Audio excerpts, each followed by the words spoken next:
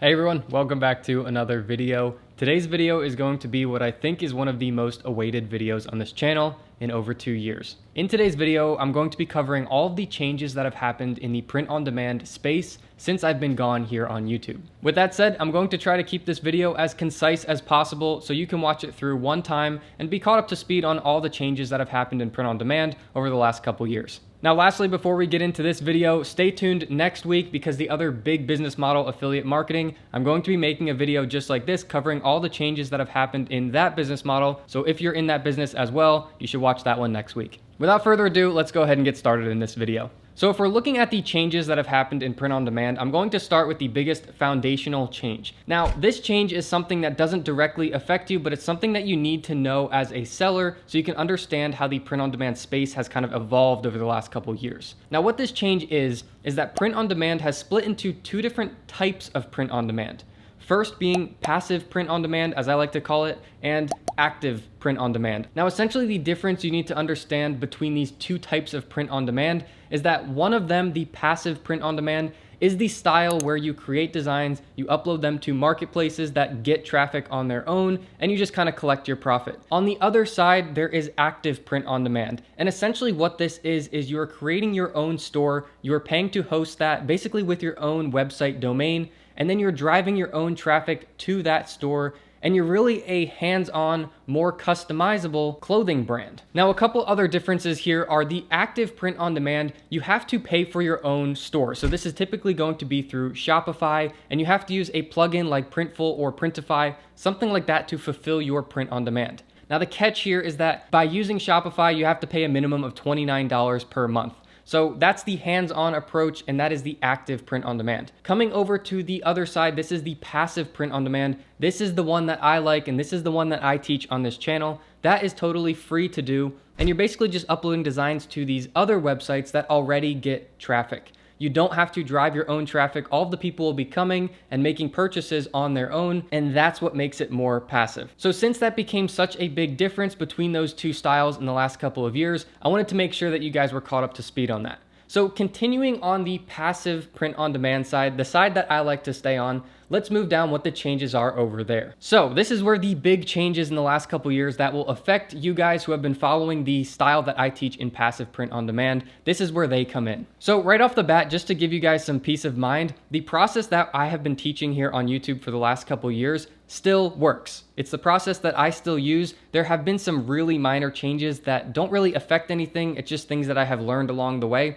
However, there's been one pretty big change. That's the thing that I'll explain here next. So the big change that has happened in the last couple years is which websites are getting the most traffic. So traditionally, I have been recommending Teespring, Redbubble, and Merch by Amazon. They are the big three players. And I can happily say to date that they have pretty much stayed the top three big players. So if you have listings on those sites, that is absolutely awesome. They should be getting great traffic. And going forward, I can say that that order has kind of changed. I've always recommended it Teespring, Redbubble, Merch by Amazon. However, the big change is that Amazon has just gotten so big. They've really taken over, and Redbubble got a really big jump in traffic too in the last couple years. So what I've learned over the last couple of years is to switch your focus to Merch by Amazon first, Redbubble second, and Teespring third. That is the biggest change that I have seen in the last couple of years, and that's really just an allocation of your energy, where you're putting your time, where you're putting your listings first, where you're investing the most work and building that platform up needs to change to Merch by Amazon. Essentially, over the last couple of years, Amazon got really big. They peaked at about 2 billion visitors per month, and now they're at somewhere around 1 to 1.5 billion people going to their website every single month. Those are all people making purchases on Amazon. That's why you want to have your listings there, because everyone's getting used to Amazon and everyone's buying things from there every single day without even thinking about it.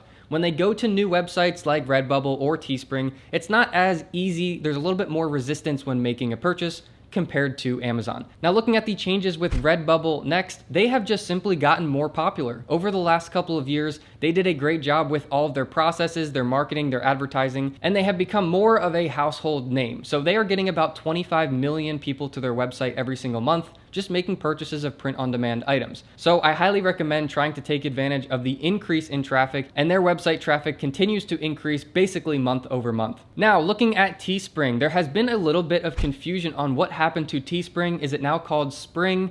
Well, let me just clarify that for you. So about 2 years ago, Teespring came out with a new feature, I like to call it, which was called Spring, which is geared more towards content creators, giving them the ability to easily make a store and sell merch. This to me made it seem like Teespring as a company was trying to move more into the active print-on-demand style that we were talking about earlier, with your custom store and you drive people to it yourself, rather than the organic traffic that comes to their site every day. However, with that big change happening, they still kept Teespring. So Teespring as a website in the marketplace where you can buy print-on-demand items has stayed active. That has stayed active all of this time, so it still remains a great place with a lot of traffic to have your designs listed. Now, those are the major changes that are likely affecting you if you've been following these strategies that I've been teaching on this channel. Now, with that in mind, there's one change that I see that may be coming in the near future, and something that I want to let you guys in on because it's something I've been personally watching. Now, what this change is potentially adding a fourth website or marketplace to our passive print-on-demand websites that we upload to.